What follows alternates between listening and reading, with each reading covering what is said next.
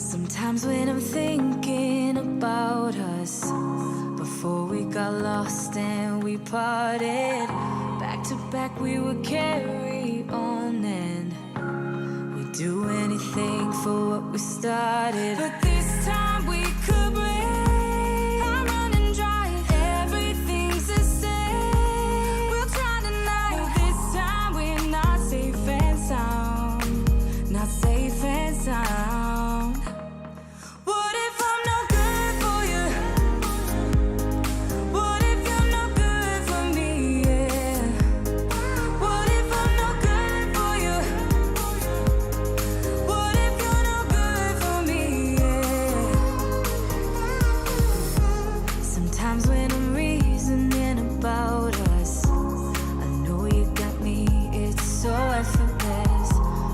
Back we would carry on and we'd do anything for what we started. But this time we could break. I'm running dry, everything's the same. We'll try tonight. No, this time we're not safe and sound, not safe and sound.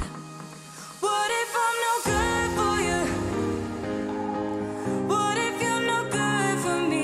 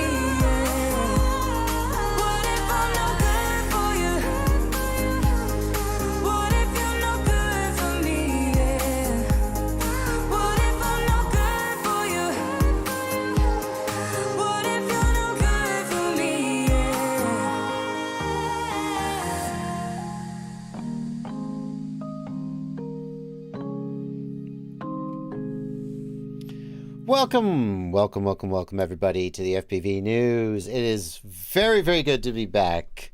It's good to be back with you, Blunty. Yeah, it's good to be back. We've returned to do the news after a fairly long hiatus, but we're back. Yeah. Well, don't worry, nothing exciting happened while we were gone, right? Everybody was just like, Bardwell and Blunty are gone. Nothing newsworthy will happen, and right up until the last week when everything happened, and now we can bring it to you. Yeah. Right? Yeah. Most of our stuff's pretty recent. Yeah, we'll talk about some different highlights throughout the time. Okay. Well, I'm very glad. Very glad.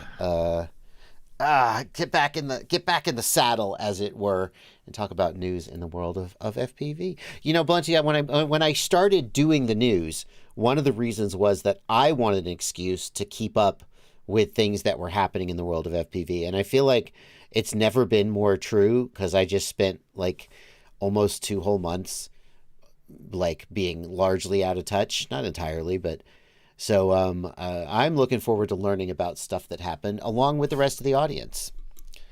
Great. That should be fun. And we're going to dive right into it. Yeah. We have no PSAs today, right? Yeah. Public service. We're going to go straight. Yeah, we had no PSA. Said, don't forget, this is a good reminder because we've been on hiatus for a while. Down in the bottom corner is a email, and you can email news@fpvknowitall.com if you do have stuff that you want us to talk about. But yeah, we had no PSAs. We didn't think anything was critical, but we do have some big stories, fairly big stories anyway. And the first one relates to Walksnail. Walksnail.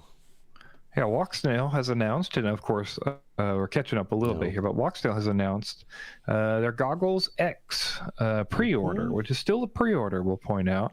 And they do not appear to have shipped any to end users that are not influencers or located in Asia. Yes, that's my understanding. Interesting. I thought that I saw somebody getting their goggles, and I thought they had started shipping them. No, still. I believe those are either people related to the company or they're doing some small release in Asia. But yeah, I don't believe anyone in the US or the EU has received these. Yeah, they've said, I don't know if this is on this page or something, but they said that it has something to do with the production of their optics, that they can only, like, there's a QC issue or something, I'll say, to be expected. Unfortunately, they put there's like a frequently asked questions section on that page, and they put on that page it'll be 15 days, right? I don't know if that was like an accident or that just wasn't an intention, but if you say when will it be shipped, each order will be shipped within 15 days, which is not we know true. That's not true. That's they did a Facebook post where they're like, hey, sorry guys, we're going to be shipping them slowly. Yeah, so if you pull up our other link that we have, we got a response from RDQ, because I know some people ordered them through RDQ instead of through Caddx directly. So for some idea of a date, this person got a response from RDQ support sometime in the last week, and they said it should be 3 to 5 weeks is when they're expecting them in. So quite a time there. Yeah, I mean, I feel like RDQ is usually pretty on the ball about that stuff. If they say 3 to 5 weeks, it's probably accurate. But excuse me. Yeah, I would definitely expect it to be accurate. Yeah. So as you you can't see because this is the split screen. I actually have been working on my review of these goggles all day, today and yesterday. Better late than never, I guess, is the moral of the story. I was out of town and away from my studio at the time that they released, and I've never felt more. I don't know about never, but I definitely felt very disappointed that I couldn't be part of it. Such a big product release. It is what it is. I have to say, I think that the question of whether people should buy these goggles, it's a very interesting question, because in some ways they bring a few things to the table, like HDMI input and AV input, that users of the V1 goggles might have wanted and didn't get. But there's always something about it that kind of spoils it. So, for example, the HDMI input. The HDMI input can take 90 FPS. If you have a set of HD0 goggles and you take the HDMI output from the HD0 goggles and put it in the HDMI input of the Walksnail goggles, you can do the 90 FPS camera at 90 FPS. Oh, that's very nice. It's very exciting. Except HD0, only the HD0 goggles will output that 90 FPS signal. So if you wanted to run the Walksnail goggles with an HD0 receiver, you'd be limited to 60 FPS. Oh, oops. Almost, but not quite. The analog input. Great. It has analog input. No analog DVR. And it just feels like for all the things they gave you, there's always a kind of a gotcha.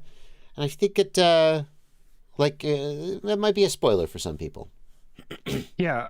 I think, the main, so it seems to me like the main premise behind these, or one of the main gimmicks here, is that hey, we did a bunch of improvements to the goggle design, and we've also got a slot on the top, so you can pop it open and pull the module out, and then swap a module. So when we release a new module, you won't have to buy a whole new set of goggles. You'll be able to use these goggles, and you'll be able to use our new hardware, and then you'll be able to work with our new system at the best speeds and stuff, right? Yeah.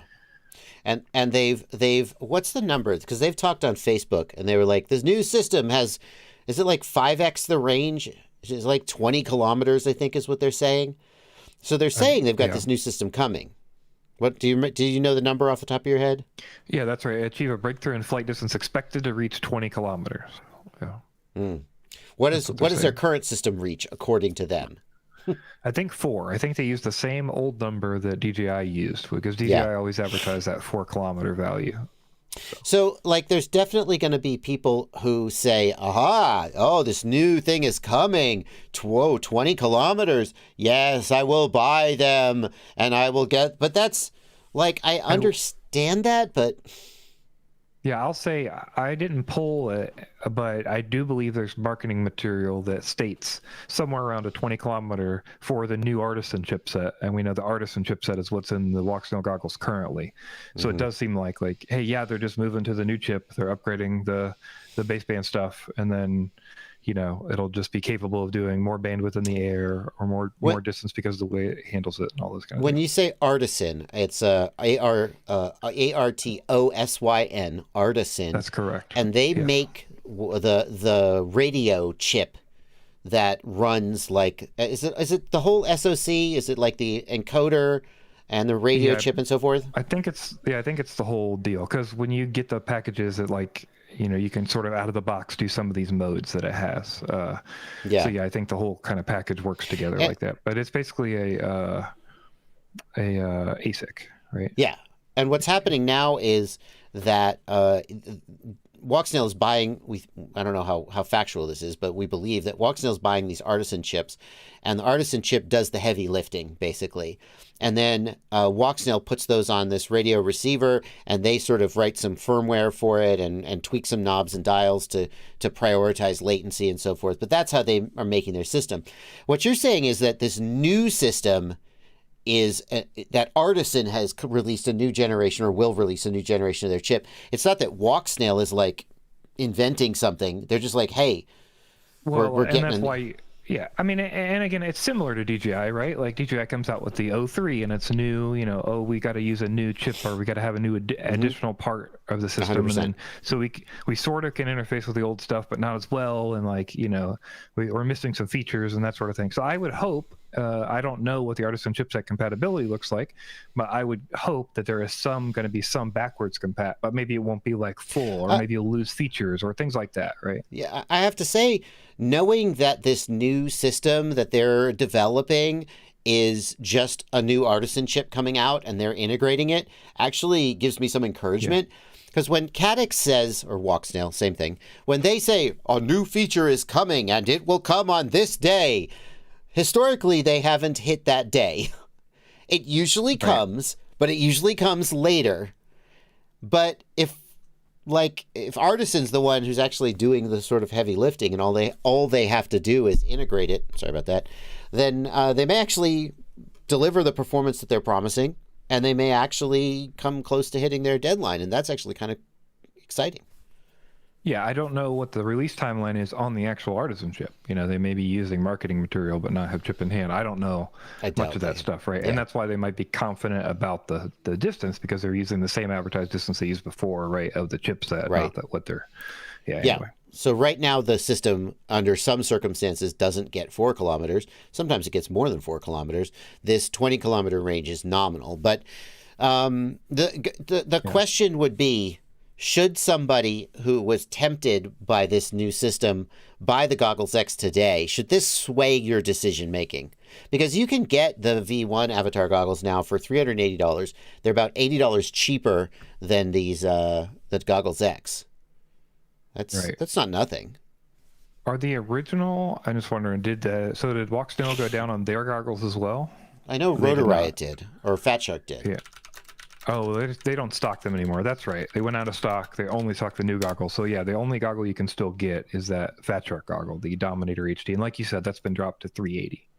Now, are you saying? Sorry, I was out of the loop there. Are you saying Walksnail doesn't sell the original Avatar at all? They only sell the Goggles X? Correct. That's actually, yeah. If you'll remember, that was how the rumor started. Oh, I that they were do actually remember. Bringing out a new goggle because they stopped stocking it. So it seems like they do stopped producing remember. it. However, we don't know if Fat Shark's got a back stock or if they're still producing it. So, yeah. No comment.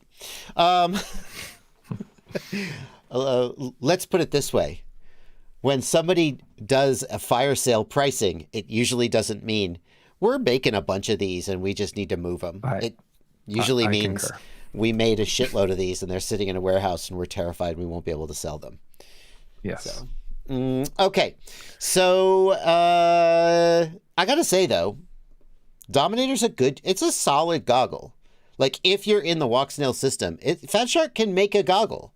It's a solid goggle. Whereas on some level, like, I have this goggle and like I have sample size of 1, right? I don't think Fat Shark was involved in the production of this goggle. That's just a gut check. I don't have any proof. And I know that Caddx hasn't made a goggle before. I don't know who. Did they partner with somebody like SkyZone to make this goggle for them? Don't know. But a goggle is the kind of thing where it's easy to screw up and make a dumb mistake or have a QC issue. Until there are 500 or 2,000 of these goggles in customers' hands for a few months, I will still sort of be a little hesitant on it. I would say specifically the idea that they had to make a post to extend the timelines and weren't able to give specific targets, yet they were able to ship a set of goggles to reviewers, makes me feel like processes changed or misunderstanding or there's something happened to trigger like, hey, we need to slow down, make sure these are correct, make sure we can produce the right amounts, get them shipped out. So I would say it's a good sign that they're not just like shoving them out the door when it's their first product like this. I agree. But yeah, hopefully everything will work out and these will be a quality goggle. But like you said, it's hard because there's a little bit of pro and con going on. Yeah. And that sort of leads into our next story. I don't know how much more you want to go here. Hold on. There's one more thing. There's one more sort of thing I think we should keep in mind about these goggles, and that is this. If you're waiting for this new system to come out in August, then what does this mean for Fat Shark? Because Fat Shark worked with Walksnail to develop the Dominator/Avatar goggle, and they were like partners. And now Caddx/Walksnail seems to be saying, yeah, we don't need you anymore, is my read. So I still don't know what the partnership really was. We got so many mixed signals from that side of the fence that I feel like Fat Shark's involvement could have been as little as we'll slap our name and brand on it and sort of give some design insights into a goggle versus we made the entire everything but the hardware and software that goes in it. We made all the design decisions and shells. We produce it in the factory. No, I think I feel pretty strongly that Walksnail developed the operating system. That because we've seen Walksnail continue to develop the operating system, and that's never been Fat Shark's core competency. Fat Shark's core competency is designing and manufacturing goggles. And these goggles don't have Fat Shark's design language on them. They don't feel like a Fat Shark goggle. That freaking SD card slot isn't between your eyes, for example. I could be wrong. I accept that. If I am wrong, and I find out I'm wrong, I'll own it. So where I'm going with this, though, Blunty, is if this goggle doesn't involve Fat Shark in any way, then once Fat Shark sells through the Dominator goggles that they've got, that's the end for them. And I don't think they're going to let that happen. Go ahead. No, finish that thought, because that's very confusing. I don't think they're going to let that happen. If I'm Fat Shark, and I can see the writing on the wall, I think I would also be intending to release my own goggles based on the new Walksnail system, assuming that Walksnail will sell them the boards. Interesting. I feel like from an outside perspective, Fat Shark is like, this did not work. I'm glad we weren't in this more heavily, and let's get the heck out of this and figure out something else to do. Then what do they have? They have nothing. I mean, I'm not trying to sound like argumentative. Okay, but what do they have now? They have a shell. They have a goggle. That's all they did.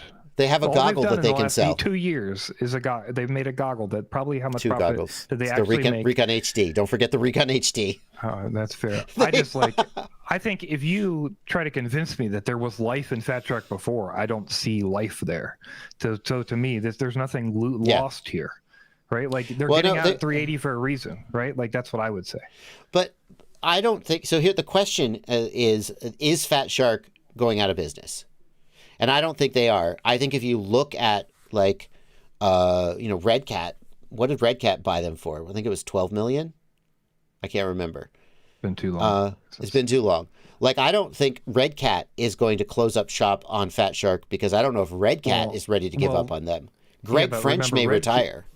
Remember that's all in an interim. Like they're working on a deal, and Unusual Machines has already IPO'd. And Not wrong. Shot their IPO target down half value, but they're still trying to IPO Unusual Machines, and Unusual Machines will absorb Fat Shark and Rotor Riot. Yes. So I don't know, but I also don't know that anything in limbo like that's getting traded back and forth between this company and the other company, and like who didn't have any actual involvement in the system and only made the design for a goggle shell, and like it just feels like they've been so outside of it anyway. And then you're gonna say like now they're in the middle of this thing where another company's trying to IPO. Like, you're not wrong. Maybe they're going to make another goggle, but where's the money going to come from, and how is it supported, and what's that going to look like on the books while you try to produce a new product and you're trying to IPO in another company? And like, I don't. It's very weird, right? I agree. It feels weird. I agree. I here's what I would say is, if you're thinking about buying the Goggles X and your major motivator is this new system that is supposed to come in August, then don't move today. Both because, number one, the new system may not even be here in 2024. You never know how long it's going to take. And number two, I still think Fat Shark is a wild card here. And Fat Shark has surprised me in the past and gone, hey, we've got this new goggle we made that no one ever heard of until we've released it. And it just doesn't feel like they're ready to go gently into that good night. And I think they may surprise us. So we'll see. Fair enough. Let's move on. Yeah, go ahead. Let me say this. Okay. The only way I could see that possible is if this goggle is Fat Shark, and we just haven't found out yet somehow. I don't think it is, because if this goggle is Fat Shark, then Fat Shark will just sell this goggle. Right, like that's they what did I'm with the saying. Dominator. That's the only reason I buy it, because then otherwise, Caddx has again beat them to market, has all their branding on the thing, still sells all the VTXs and cameras and components for the system. Like, it just feels very unbusiness savvy to try to clench on and try to build something that's possibly better, right? Yeah. Like Fat Shark, but tell me that exact unbusiness savvy weirdness is not exactly what we have seen from Fat Shark in the last 4 years. Yeah. Also, right? Maybe there's some world in there where the money people can spin it by creating a new product and then building fake value out of it for the investors or something, right? We've seen Red Cat do some funky stuff. So. Yeah. It's possible that Fat Shark could identify the things that people want from a goggle and do a better job than Walksnail. That would be amazing, but wow. Yeah. Come on, Fat Shark. That feels like a moonshot. I know, but it's moonshots are the most fun. All right. Sure. Moving on. We need to make a bingo card. We need to have a bingo card. It's like Fat Shark, ever since the V1 DJI FPV goggle came out and the digital FPV became a thing, Fat Shark has been on freaking life support. I don't know if financially they have, but they were all about analog. And then once digital became a thing, they were like, what do we got? We got nothing. And then they've been scrambling it's amazing they're still around this long, to be honest with you. Yeah. All right. One more piece of that, though. Yeah. Sorry. Just put a thing together in my head. Didn't Rotor Riot just move locations? Yes. New, bigger warehouse. Okay, that costs money, and that was a move up, and they're also in the IPO for unusual machines. So we can't make an assumption. Spending and I think people really underestimate how well Rotor Riot does in terms of their customer sales and in terms of their just as a business. I think that Rotor Riot, people look at Rotor Riot, and I say this, I want to be clear that I'm not saying this as someone with insider knowledge. I'm friends with the guys at Rotor Riot, but from a business perspective, I don't sit in on meetings. I don't know what's going on. But I have the feeling that Rotor Riot sells a lot more bind and flies than people realize. And people look at Rotor Riot's store and they see that it's not like a RaceDayQuads or a GetFPV in terms of being just a giant general purpose store, and they go, well, those guys they can't be making any money. And I think they're making way more money than people think. And the fact that they're moving to a much bigger warehouse, you're right, that costs money. They must be doing pretty well for themselves. Yeah. And it just means that they're not afraid to spend money in the IPO, right? They're not worried about spending or upsizing or anything in this, somehow they got financing for that building or there's money somewhere, right? There's obviously cash flow ability. So I don't think it doesn't seem as out of the realm to launch another goggle because you need to build value somehow. Because like you said, otherwise what is Fat Shark? Because if you sell all your Dominator HDs, you literally have nothing. They have nothing. They have literally nothing. Once those Dominator HDs sell through, Fat Shark has nothing. What do they have? They have the ability to design goggles. That's it. That's what they bring to the table. And they don't have the ability to... Well, anyway, we're beating the horse. We're beating a dead horse. Let's move on. Okay. Right. Well, let's talk more about goggles. Yeah, so this is another hitch in the works, or whatever you want to call it. Launching at $500 on sale out of the gate, and shipping. I mean, already shipped to customers. Shipping. Is the Sky04X Pro. Sky04X Pro is essentially the Sky04X V2, but we have an upgraded panel. 1920 by 1080. Yeah. Yeah, it's 1080p panel. I got 720 100 HDMI in, so you can do.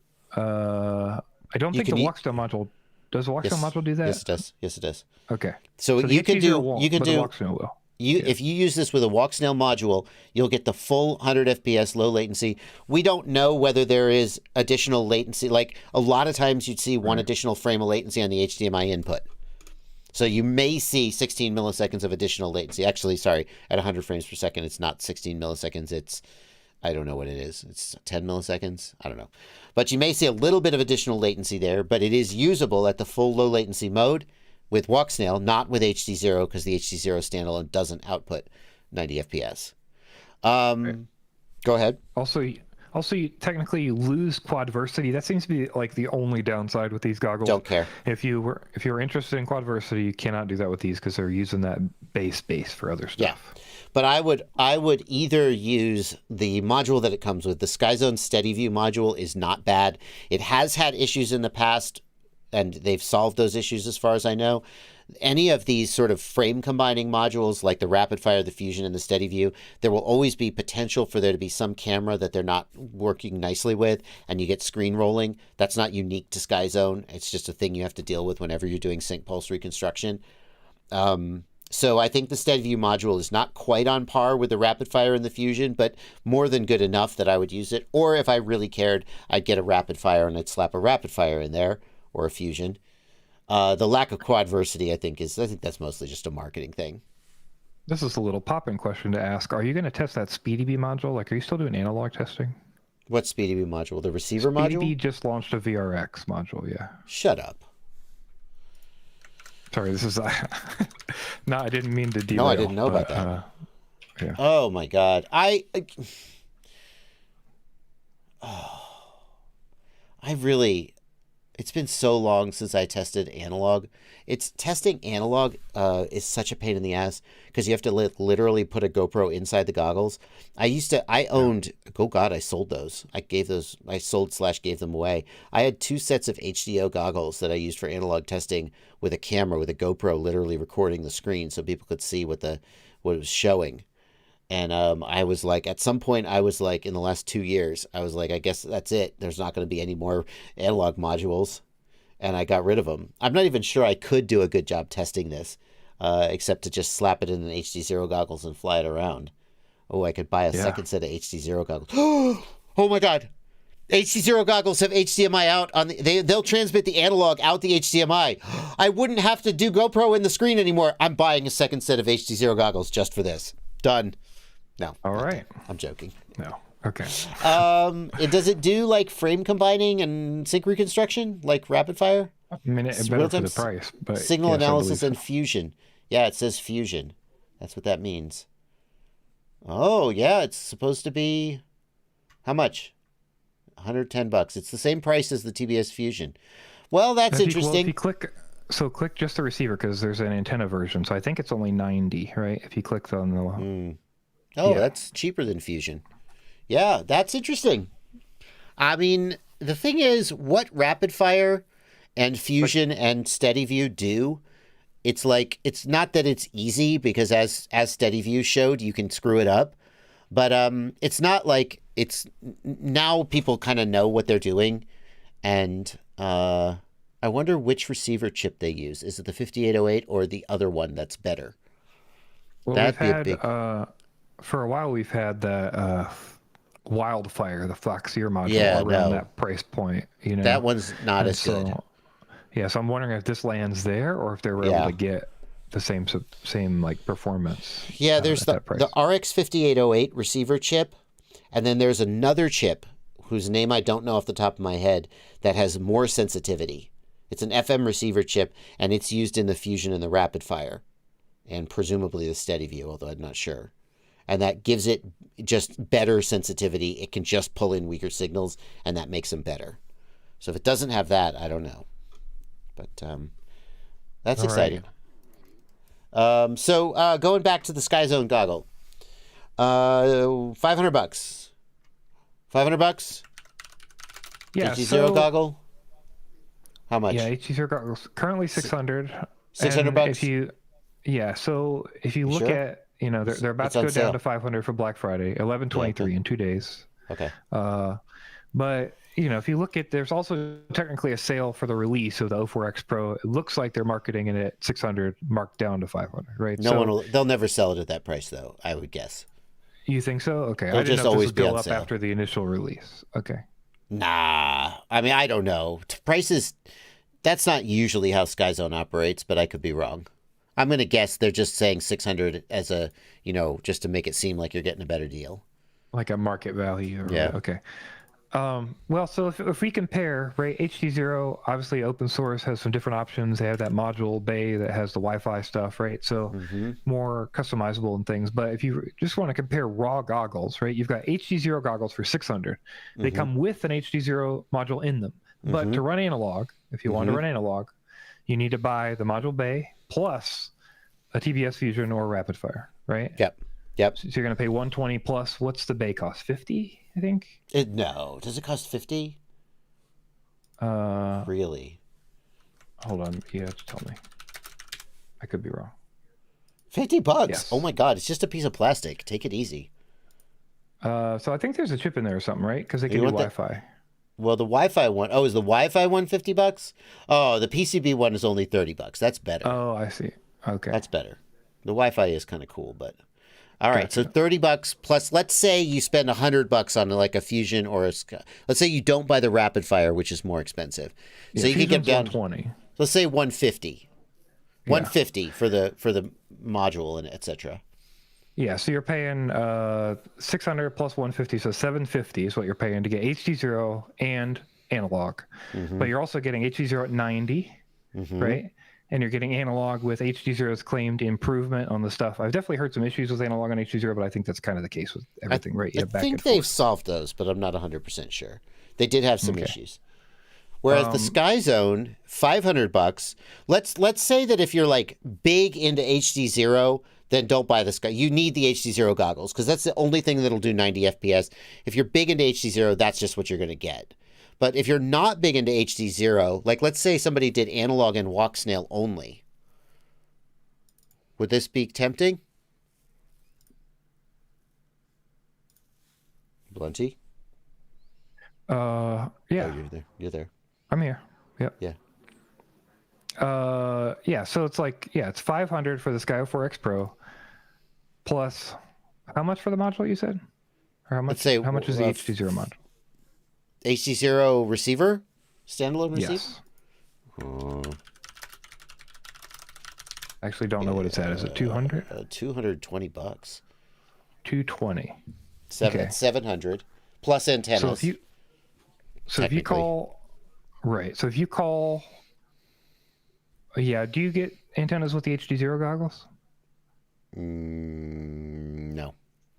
So we'll just leave antennas out of the whole round because you need 6 no matter what you're using. Okay, fair. 500 plus 220. So 720 versus 750, but you're losing 90 FPS.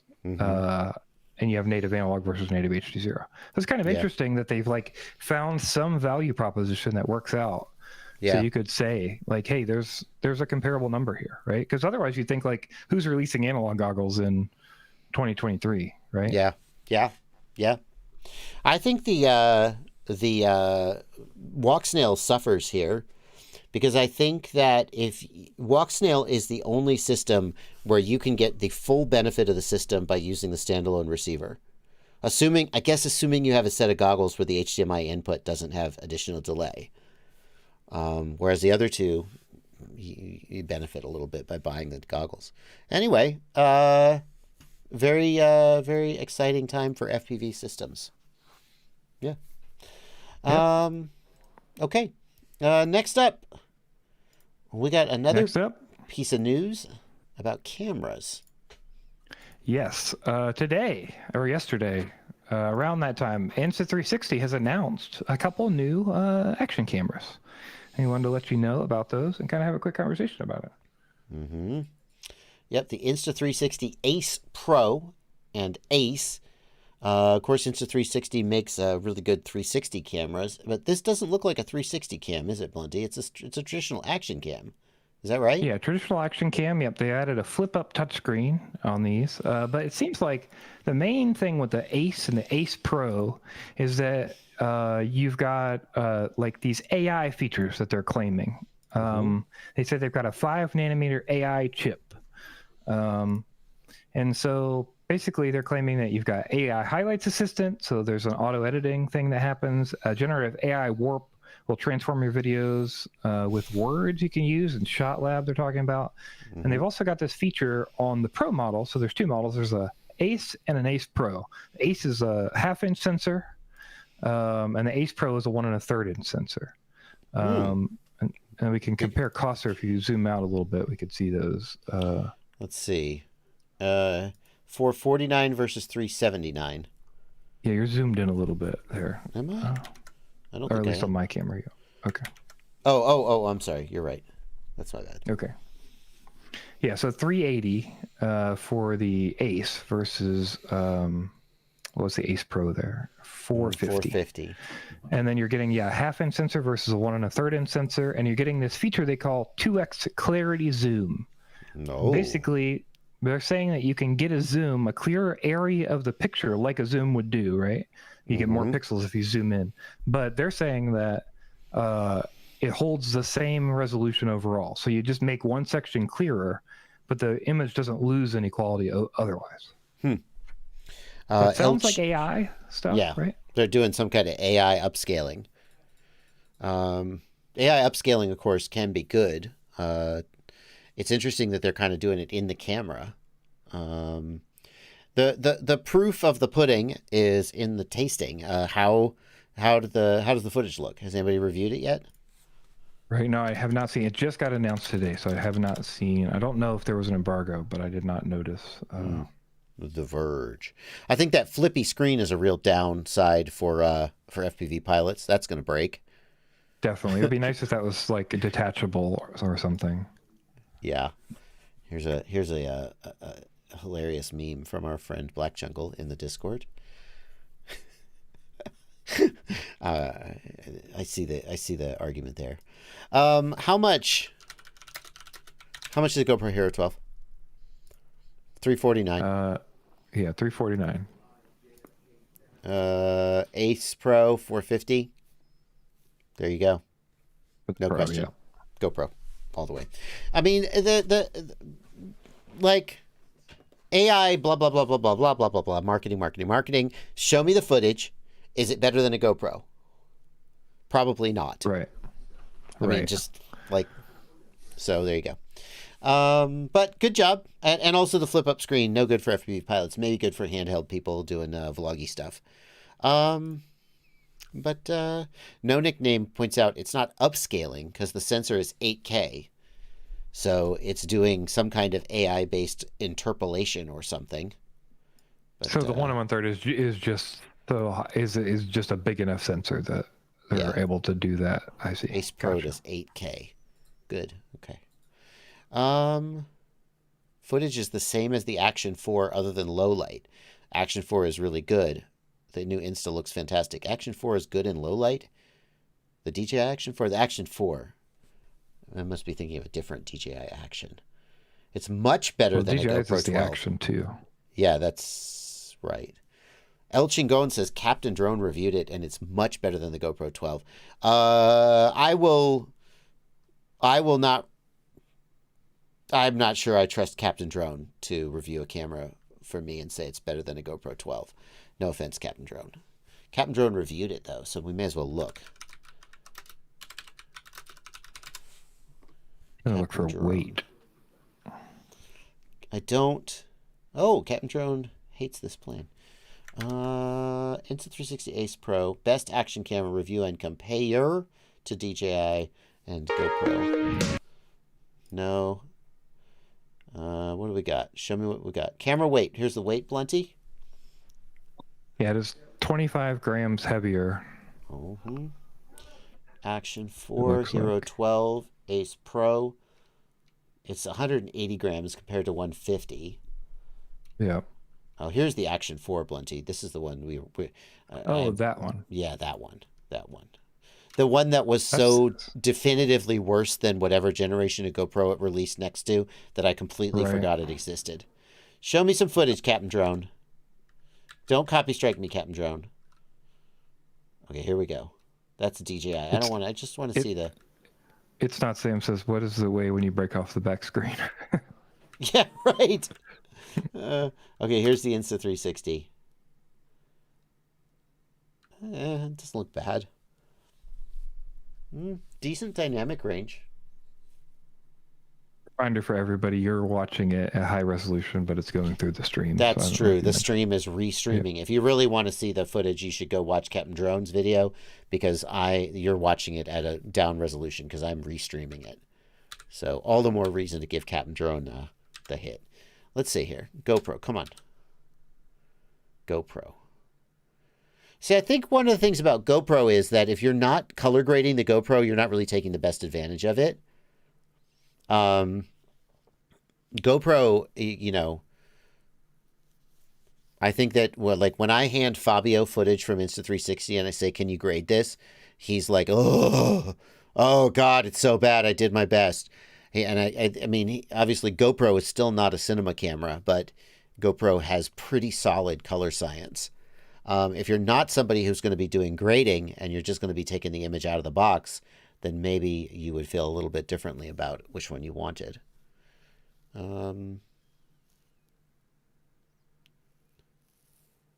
Image is unusable. See, I just don't... Sorry, Captain Drone.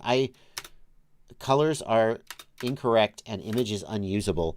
I've never heard someone be so critical of a GoPro's color science as to say it's unusable. I'm just not sure. I'm not sure I believe you.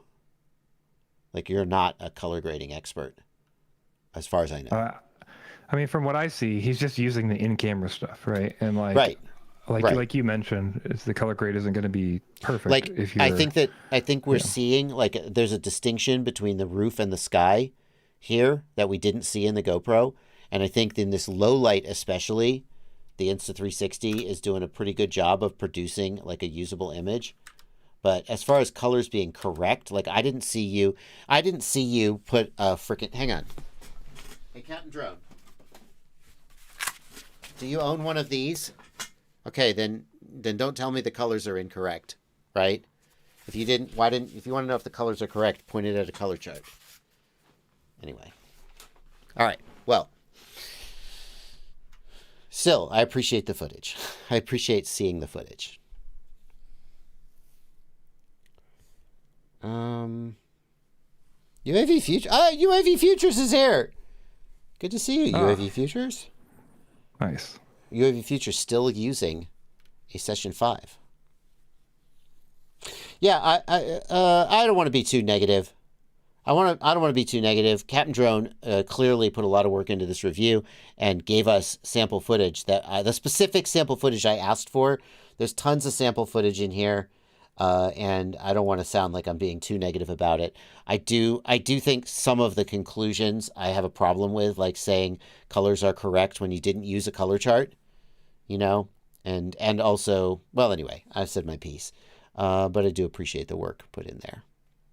Just starting shit with Captain Drone. People are going to be like, Bardwell and Captain Drone are feuding. UAV Futures heard we were talking about people who only say positive things. And like his ears perked up. He was like, I have to go to the stream. Oh. Good time. We're all shills, Blunty. Every single one of us. All of us, according to the comments section. Okay, well, next up. Oh, we're going long today, Blunty. I'm just so glad to be back. I'm just babbling for 20 minutes about every story. This story is interesting. So TyranttFPV has released. So there was some rumors going around before we kind of left. that there were companies saying that DJI was telling them that they were not allowed to sell Walksnail anymore. Basically, DJI was pushing them to say you can only build DJI in your bind and flies, or we're not going to sell you DJI stuff anymore. Nothing was on the record. It was all rumor. Of course. But Caddx made this post. And Caddx says, recently we received feedback from some customers about why the Walksnail avatar system is not available in many FPV drone stores, and topic in the community calls widespread discussion. Many popular drone manufacturers were forced to stop cooperating with Walksnail. This means these drones will not be compatible with our Walksnail avatar HD system. As much as we don't want this to happen, unfortunately it does. Basically, we resist the unilateral stranglehold. It should be a community. We don't want to have unfair competition. All those kind of things. But basically, to me, this is just like, hey, calling out, like, yes, you're right. DJI is telling companies they can't sell our stuff. It's very sad, that sort of thing. Which, like what you like, but that's pretty much BS, right? Mm-hmm. Yeah. It seems like. I mean, is it BS? I think it depends a lot. I think it depends a lot on. I mean, I don't know. I don't like it. Let me start by saying this. I would prefer to be able to buy bind and flies with Walksnail in them. And I think as a store, you should be able to sell whatever product you want to sell, right? Clearly. GepRC, for example, Flywoo. I don't know if Flywoo has cut theirs. Maybe we can take a look. But GepRC used to have bind and flies with Walksnail in it. Now they don't. And I assume this is related to this. But did DJI, and we don't know the answer to this, did DJI come in and say, we're cutting you off if you sell Walksnail bind and flies? Which would feel different to me than if they said, we'll give you 12% more margin if you only sell DJI.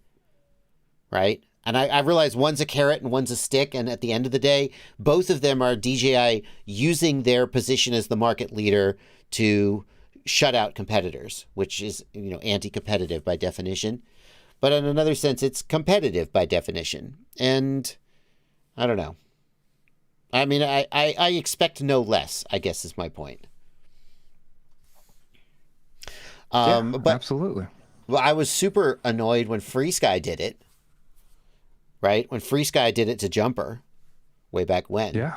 I was like, F FreeSky forever. Why am I not F DJI forever?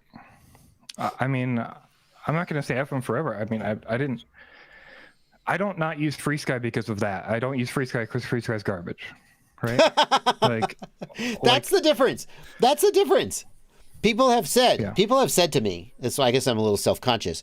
They've said, you were super mad at FreeSky when they did anti-competitive things, and you said F FreeSky, more or less. Why don't you do that to DJI? Because DJI also does anti-competitive things. And the answer is DJI makes an amazing product that everyone uses. Not everyone, but lots of people use. And with FreeSky, they make a good product that Radio Master, everybody's like, nah, we like Radio Master. We're leaving FreeSky. So it's like, I'm not a purely principled person who operates only on certain values, regardless of any other consideration. Yeah. Is it an anti-competitive violation? Is there any law that says that you can't have like an exclusive? Number one, they're a Chinese company, so that's hard, I think. Number two is you have to prove it. Number three is if they're doing like you're talking about, I don't think there's any rule against providing discounts for exclusivity. Exactly. Right? Exactly. And that's different. Like you said, that's different than saying you can't sell this. It's just saying it's not good for it. Doesn't make monetary sense for you to sell this, right? Right. Those are two different things. I do think that I think that if you like want to make a principled decision and choose a product that's better for the FPV community, I think that Walksnail is a better product. I'll just say it.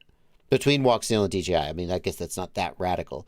Like some people would say HD0 is a better product. That's true too. HD0, open source, Carl super in tune with the community. Absolutely. But for some people, the performance, they don't want the constant latency system. They want the variable latency system with the better range and penetration. And for those people between DJI and Walksnail, I think Walksnail has shown that their that they're there to kind of support the community in ways that DJI is just there to sort of enrich themselves while making amazing products. Yeah. So, yeah, it's tough because like they're there to support the community, but unfortunately, I think because of their hardware choices, which you have to make to get the technology they're using, they can't just like open it up, right? Because people have said, why don't you just make it so that, it's like open and available and we can all work on the system and make improvements and stuff, right? Yeah. But they can't do that because they don't own the artisan chipset. Right. So. Right. Yeah. Right. I'm just happy about the memes. I guess I missed you guys. Sure. Thank you, Black Jungle, for the memes. If you notice that Walksnail bind and flies have disappeared, that's potentially why. And if you care, then you should find other ways to buy Walksnail products and put them in quadcopters and support them. And DJI will still be the market leader, and the 5,000-pound gorilla will throw their weight around and squash competitors with an area thought. And, that's just the world we live in, and I don't think it's going to change. So do what you got to do. Yep. Okay, well, this is the point. Oh, my God, it's almost 7, Blunty. It's going to be a long one. Yeah. Let's do our plugs very quickly. Okay. FPV Know-It-All. Yeah. Go. Is your website, fpvknowitall.com, with the ultimate FPV shopping list where you can go to find different item choices. You might want to know, what's the best toothpick I can buy? Or what do I need to put in a toothpick build? And what frames can I use in motors? And all these things are here with convenient explanations and links and curated lists. So you can find the things you need to buy next time you're trying to buy stuff. Yeah. Check that out, fpvknowitall.com. Also, if you need some help with your drone, ItsBlunty is happy to get on a one-on-one call with you. You can contact him. The best way to do it is, I think you're doing it through Discord now, right? I am. Yeah, you just hit me up on Discord. You can join my Discord or just add me. ItsBlunty on Discord. Super easy. Send me a message and we can get going. So yeah. So very reasonable rate, one-on-one call. If you ever miss any part of my live streams, which you missed a lot of the parts of my live streams because I haven't been doing them. But if you want to catch up on my live streams and see highlights from them, check out Joshua Bardwell live stream clips on YouTube. Blunty curates live stream clips. And you can find out sweet pizzas, my opinion about sweet pizzas, as well as other technical topics.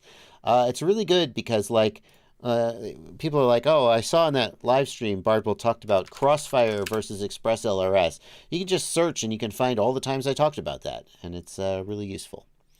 And then there is this one, searchfpv.com.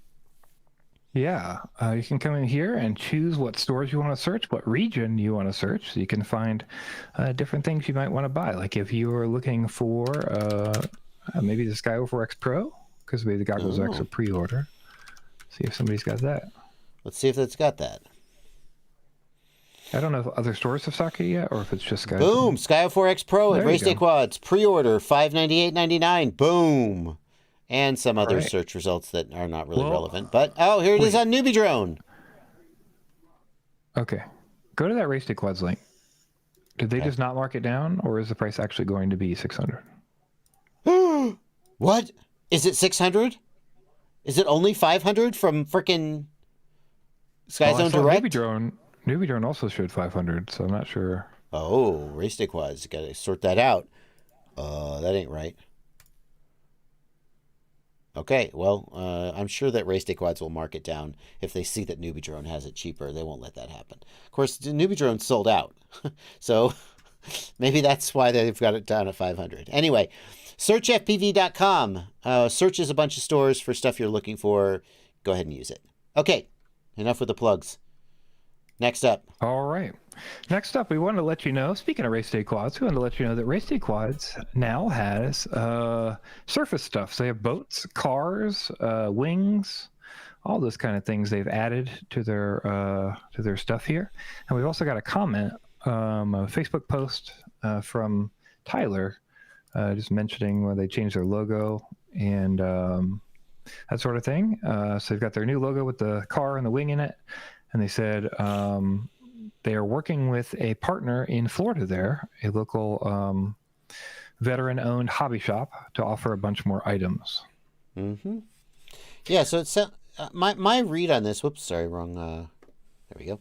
My read on this is that RaceDayQuads wants to expand into the broader RC marketplace because they would like to hedge their bets if the FPV market doesn't grow as much as they would like it to.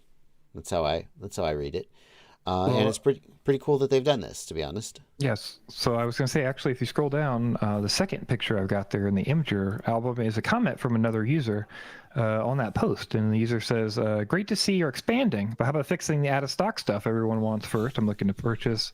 I'd love to purchase everything I'm looking for at one place, but it's never reality. Tyler says, if the manufacturers don't have inventory, there's nothing we can do. Every single item that's out of stock right now is waiting on the manufacturer to fulfill the order. In fact, we even have competitor companies placing orders for normal items from us because the supply issue is so bad. Yeah. So yeah, I think you're 100% right that it's not even just that the market's down, it's that they can't get items to sell people. So if I have a warehouse full of items I can partner with a company and try to sell, that sounds like a win, right? Yeah. I actually I'm not joking, I'm not making this up. I just bought today I don't remember exactly which one it was. I think it was a 1/10. Yeah, it was this. I think it was this 1/10 crawler, because I have the new Surface radio from Radio Master for Express LRS, and I was like, well, I guess I need a ground vehicle to put the frickin' receiver in. I guess it wasn't this one because it's marked coming soon. Maybe I bought the last one. Well, anyway, I bought one, and I'm gonna be making a video about this Surface radio from Radio Master, and now I own an RC car. We'll see how that goes. So fair enough. I guess I'm branching out into RC cars too. Fine. So, yeah. We've got news about another quad manufacturer, Catalyst Machine Works, has made a post on Facebook, and we want to let you know because this seems like such a good opportunity. If you are located near Catalyst Machine Works in Texas, Catalyst Machine Works is hiring pilots/builders for $35 an hour with overtime available, a time and a half. So that's pretty good to do FPV stuff. They're moving to a new facility. They need people to help them and work on stuff. As far as I know, they're still hiring. Post is still up. And yeah, they need people in Spring, Texas. So it seems like a pretty good deal. At least worth a shot to check out. Yeah, at least one commenter, where was it? At least one commenter said, I will move to Texas for this job. It wasn't this guy, Tim Bell, who said I might almost move. I forget where it was. But it was like, I'll come to Texas. Yeah, here it is, Mills Camp. Yeah, I'll apply if you're willing to let me relocate, just the time it takes to get a place and get there. Yeah. 35 an hour is absolutely fair for that kind of work. Some would charge more for that kind of work, to be honest, but 35 an hour is completely fair. It was a full-time job plus overtime with presumably benefits or what, I'm not sure exactly what they offer, but right, like that seems like definitely fits the bill. Like a real job. Right. Correct. Right. $35 an hour for gig work is different than $35 an hour full-time working in a company doing this kind of stuff. So yeah, that's pretty neat. This may be a good opportunity for people. So check it out. Yeah, definitely. And Neil Whiteley, I don't know how he is as a boss, but as a guy who runs a company, he seems like a pretty cool guy, and he makes like amazing products. His drones have always been super innovative and super interesting, and he has made high quality bind and flies. I know that not in the last year or two, they like merged with this other company that does big Cinelifters and other types of, like, it feels like maybe they're moving into the like inspection/government realm. But I don't know. But I'm going to guess if you took this job, you wouldn't be just churning out 5-inch bind and flies all day. You'd be probably working on some really interesting stuff. So, like Cyberlux. Yeah. Cyberlux. All right. Yeah, there we go. Unmanned aircraft solutions. Yeah. So there it is. Yeah, here they are. Here's all the old. Yeah, maybe you're going to be building something like this. Pretty cool stuff. Yeah, depending on the market, I mean, I definitely can see where the money goes. It just, full-time jobs a lot. So I'm assuming they have a large clientele. I mean, they moved in a larger warehouse. They're obviously targeting something. So that's pretty cool. Yeah, very cool. Anyway, good luck to people who apply for that job. Speaking of people leaving the hobby market to go make Cinelifters, how about advanced power drives? APD makes the ESCs on like all big Cinelifters. They just are the ESC for big drones, X-class Cinelifters, etc. But they are getting out of the hobby market. Yeah, they basically say like, hey, we're no longer sell. So it's hard to interpret this for sure because it reads both as we are going to stop selling direct and we are not going to sell to recreational customers. But so they basically say after January 8th, 2024, our online shop will be removed. Our APD product range will only be made available for commercial customers via their email address and to preferred distributors only.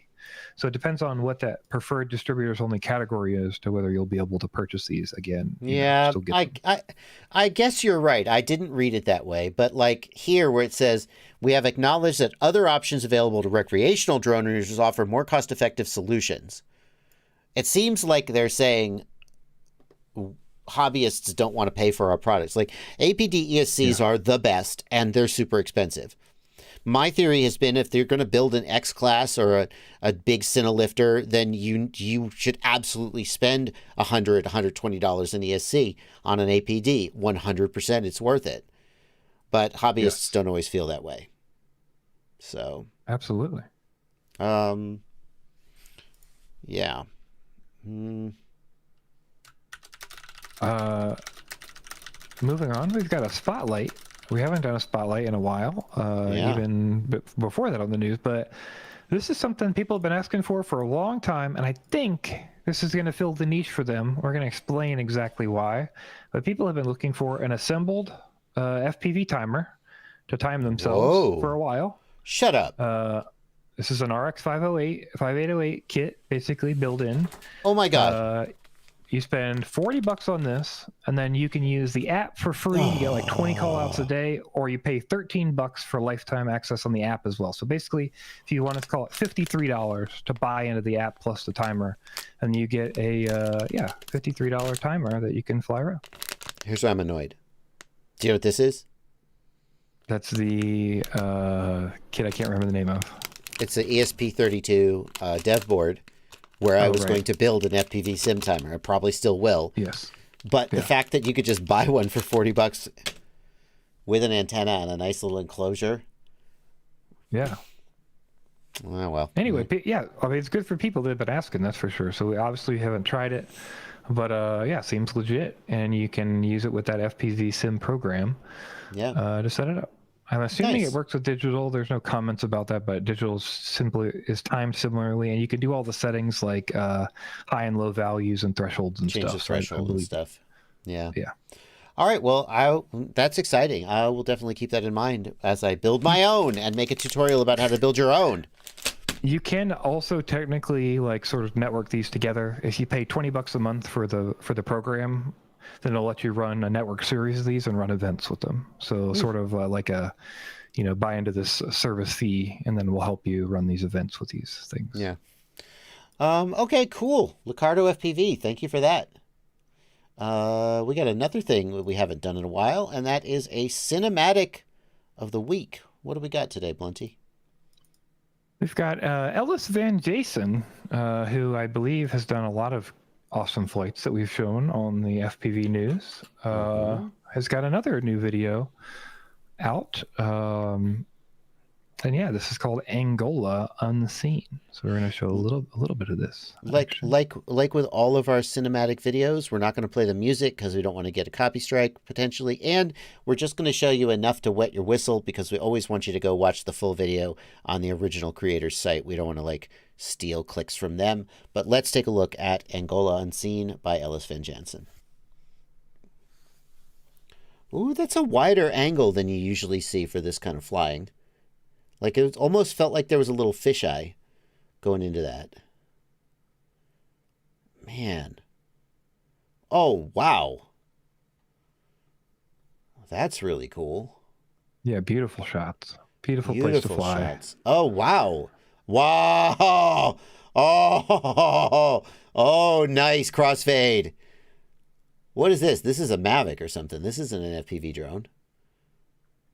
The hell? That's how far are we? I want to watch the whole thing now. Oh, woo. Interesting. Nice. Just the right amount of stabilization there. Beautiful. Whoa. What the all right. Okay, well, I could just gawk at it for the next 4 minutes, but I'm not going to.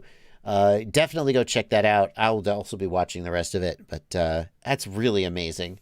Like, oh, we got... Yeah, don't forget, we've got links to this and all the other stuff down in the show notes of the YouTube video if you wanted to check it out of this live stream. So, shoo.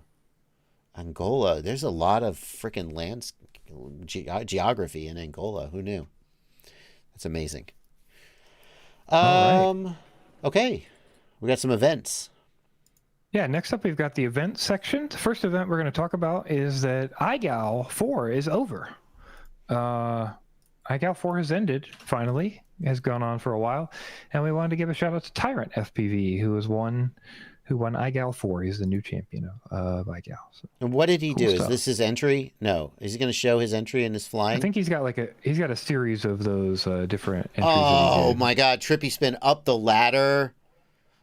Shut up. Trippy spin down the ladder. Week 15. Oh my God. What the frick? What the even frick was that? What the even frick was that? Wow. That's pretty good. This is why I'll never win iGal. I can't do... What the... Shut up! Oh my God. Trippy spin.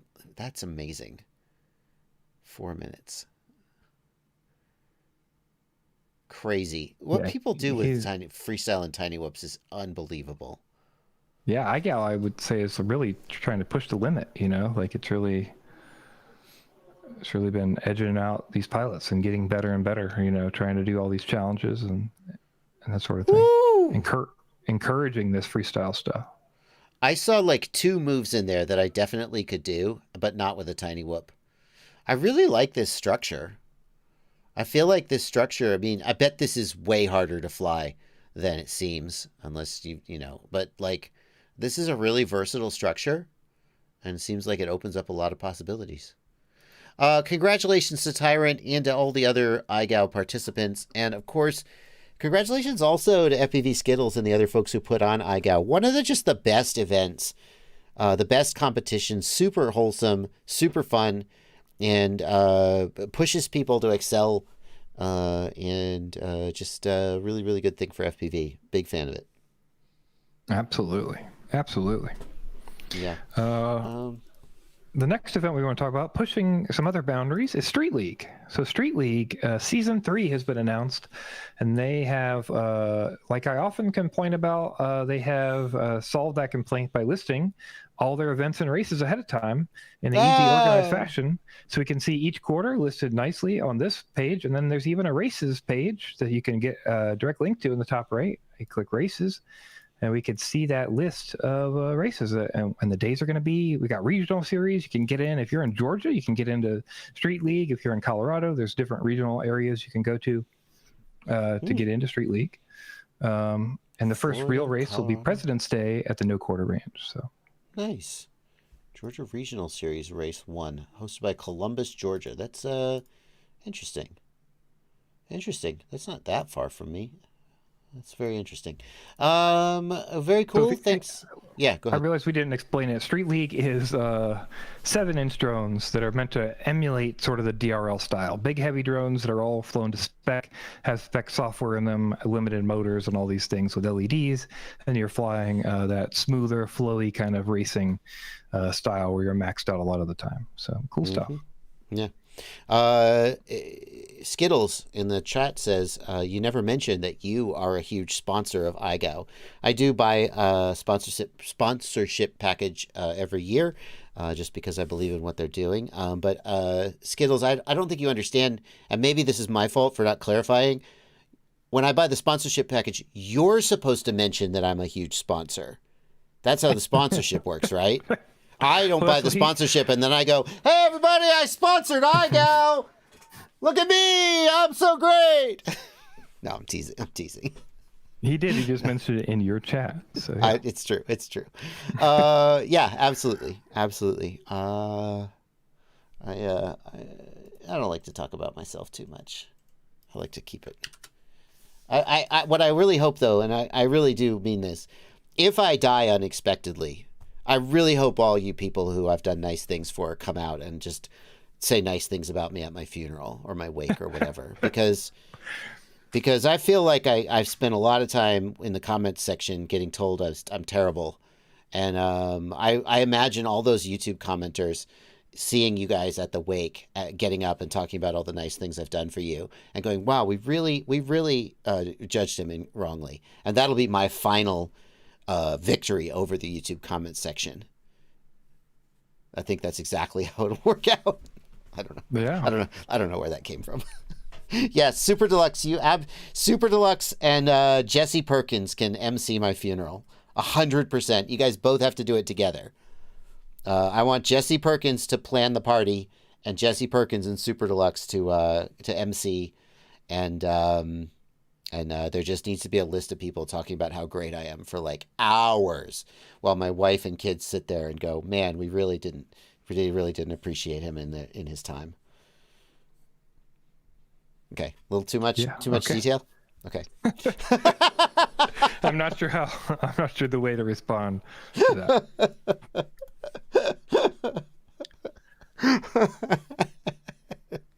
Anyway, Super Deluxe, don't start writing material. I'm not gonna die. You don't need to write material until after it's announced that I died. Do you want to be a part of the Tiny Whoop course? Like my body? Yes. I feel like that would be tacky. I feel like that we would could be have tacky. a glass coffin, and then we could fly through where you could see. Yeah.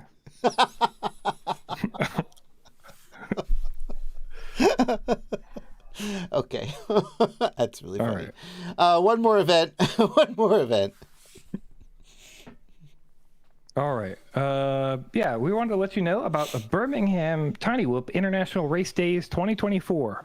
If you're going to be around Birmingham in the UK, you might want to get in on this Tiny Whoop showdown that they're having. That's going to be on the 27th and the 28th of January. You can sign up now and get your tickets. All right. If you're near Birmingham, you can go check that out. And if you guys have any other events that you think we should announce and you want us to know about, definitely email news@fpvknowitall.com. We are happy to do it. Just one thing I'll say.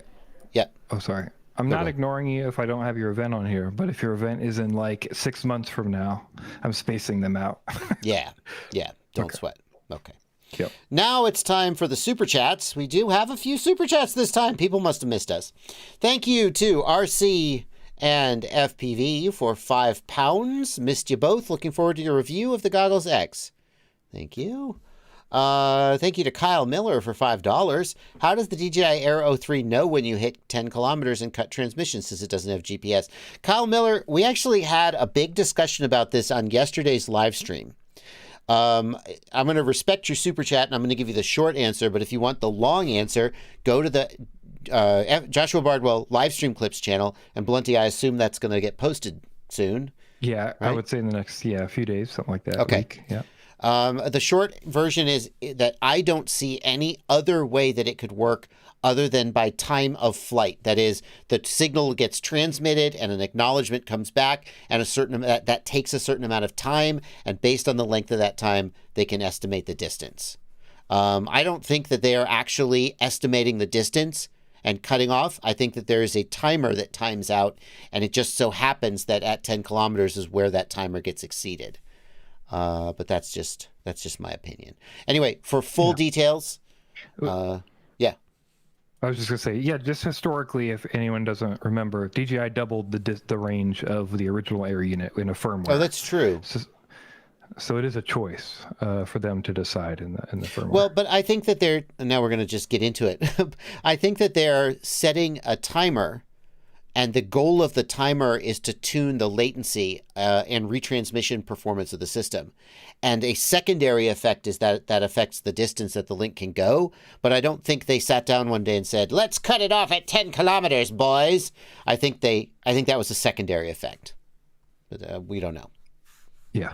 It's also not 10 kilometers for the O3. Wait, DJI Air O3?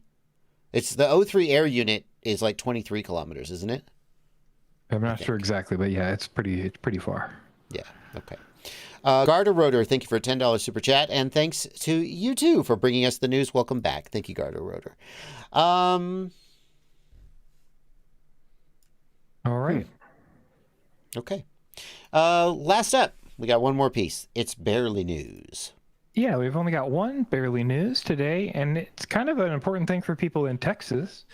You should know that there was a controversial Texas drone law that's been reinstated. It was gone, and now it's been reinstated. In so many words, this essentially says, if you've got a camera on a drone and you're flying over private property, it's possible for you to be convicted of a Class C misdemeanor for surveillance. Okay. So, just so you're aware, if your neighbor really hates you and they want to hire a lawyer and you've got a camera drone, there's a precedent on the books for a misdemeanor, which is unfortunate because this covers this covers private properties and everything. It doesn't just cover critical infrastructure, which is also included in here. So, all right, well, way to go, Texas.